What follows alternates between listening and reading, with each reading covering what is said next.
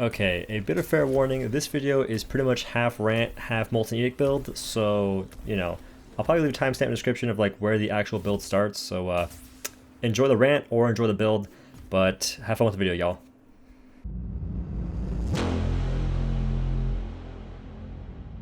What's up guys, OhDough here, and today I'll be making a Molten Edict build, which, disclaimer, I really don't like this weapon. I honestly kind of hate this weapon, just because the only value it really brings right now is that you can sit there and just spam meatballs from Narnia. You're just launching Olive Garden to-go bags from deep, and it's okay. It's an experience like the first 2 times you do it, but you start to realize that the damage you're doing is very minuscule.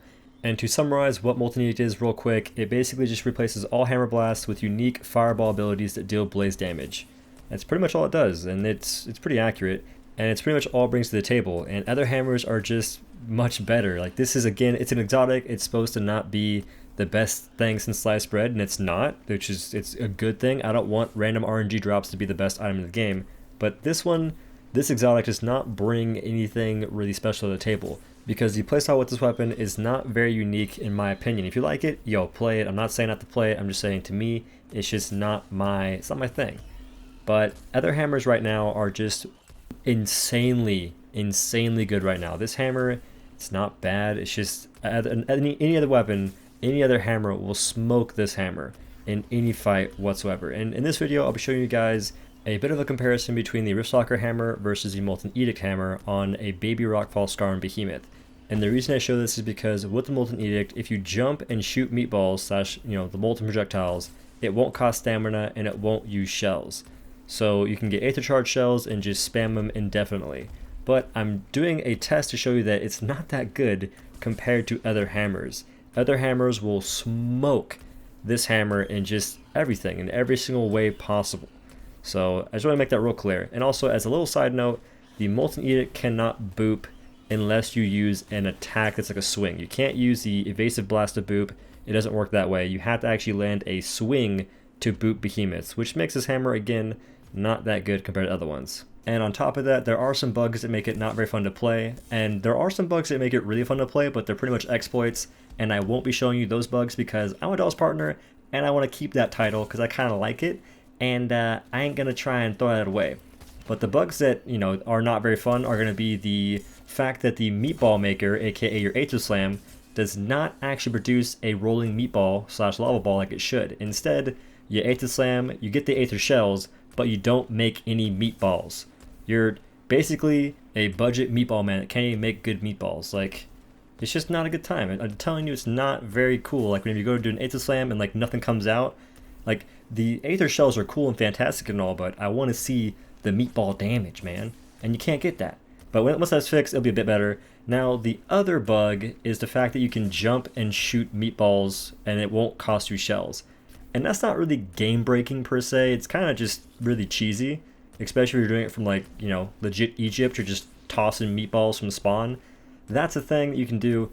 It's whatever. It doesn't do much damage. Now, there is an exploit that, again, I can't really show you. I can't show you how to do it at least. I'll show you like me doing it because, why not? But this makes the Molten Edict kind of busted. It's actually really broken, in fact, and there's a trend right now where people think it's really fun to use exploits in a public hunt. And the bottom line is, it's not. It's not fun for anyone, actually. Like, I'm not even sure how it's fun for the person using the exploit, because the current exploits aren't hard to do. They don't require any actual skill at all. You just sit there and go full potato. So who's that fun for? It's not fun for you. It's not fun for your teammates to have to sit there and either experience a invulnerable behemoth that just keeps healing all the time because you can't do a glitch right, or it's just you're killing a behemoth way too fast, and like the people playing the fight don't get to experience any of the mechanics. So rant aside, just please don't use any exploits that you may know of or that you want to know about in a public hunt. If you want to do a solo, then you can do it, I guess. Like, use it at your own risk. Like, you could get penalized for it. I'm not sure if that's going to happen or not, but if it does,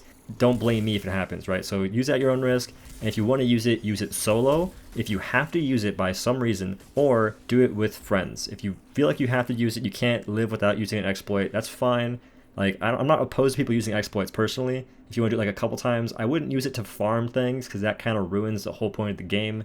But if you want to use an exploit just to try it out, do it solo or do it with a pre-made of friends. That is my advice, but don't rely on exploits, because once they get fixed and the behemoths are back to being, hard to kill or harder to kill, that might ruin the whole experience of the game for you, because you use the exploit to get ahead in the game or to farm really quickly, and now it's gone. You're gonna get bodied. Okay, so the rant's actually over now. Moving on to the build, we're gonna have the Molten Edict with the extended clip magazine thing, or extended clip mod. So this will give you 6 total shells, and this mod's unlocked at level 16. And for the gear of the build, we're gonna have the Drask helmet with a Rage Hunter cell, the Koshai chest with a Aetheric Attunement cell, the Nasher gloves with Overpower, and the Koshai feet with a Conduit cell, and the Drask lantern with another Conduit cell. This will give us the perks of +6 Aetheric Attunement, Conduit, Overpower, Predator, Rage Hunter, and a +3 Sturdy. The Aetheric Attunement contributes to getting more lantern charge, and it reduces the instant cast cooldown on your lantern. Conduit gives you more attack speed so you can launch meatballs faster. Overpower is more damage versus behemoths when you break apart or stagger it, which you won't really be doing much staggering, and you'll instead just be launching meatballs from Narnia if you're playing the way I play Molten Edict. And Predator is more damage so long as you don't take damage, where Rage Hunter is just, you know, more damage versus an enraged behemoth. So this is a pretty heavy and stacked build for damage.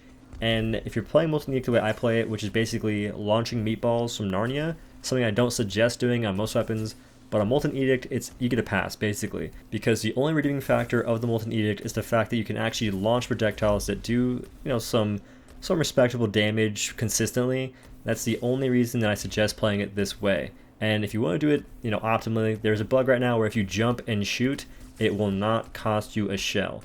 It's not exactly game-breaking per se, but it's kind of cheesy, so you can do it if you want to. And the suggestion also is to get an Aether Charge shells first. So do an Aether Slam to get some Aether Charge shells for your hammer. Once you get that, just bunny hop and shoot projectiles from Narnia. That's pretty much what you do. And as a bit of warning, this build's not very fun on most behemoths personally, but I'm a pretty picky person when it comes to a lot of things. The behemoths I like fighting with this build are going to be Rockfall Skarn and Shrike for the main two. You can fight, say, Nasher, Koshai, those are pretty good picks, but most other things are interesting to fight, to say the least, especially Valimir. Good luck fighting Valimir. I thought it'd be much easier than it was, but it was just not that enjoyable doing so. It was interesting, but I was getting wrecked and I wasn't having a great time. So I suggest fighting Skarn or Shrike, and you can also fight Koshai and Rachel if you want to. Now, one thing I will say is that Molten Edict can be fun to play, especially since it's a very vastly different playstyle than any other weapon. And that's good because it's just different. It's a different way to play the game, and that can be very relieving if you're always playing the exact same way on other weapons. So this offers that bit of, I would say, exotic playstyle, which is, it's fitting because it's an exotic weapon. One of the things that I think I'd like to see is them committing to Molten Edict being a semi-ranged weapon, and I'd like to see it be played in a similar fashion to Repeaters, where you have a mechanic that makes you get close to the behemoth to, say, get empowerment, which in this case would be the Aether Shells. But hopefully they make it to where the right-click spam is a bit more, I guess, interactive. Give it like different playstyles, like have it like split off into like separate projectiles, all kinds of stuff. That'd be kind of cool. But keep it a hammer.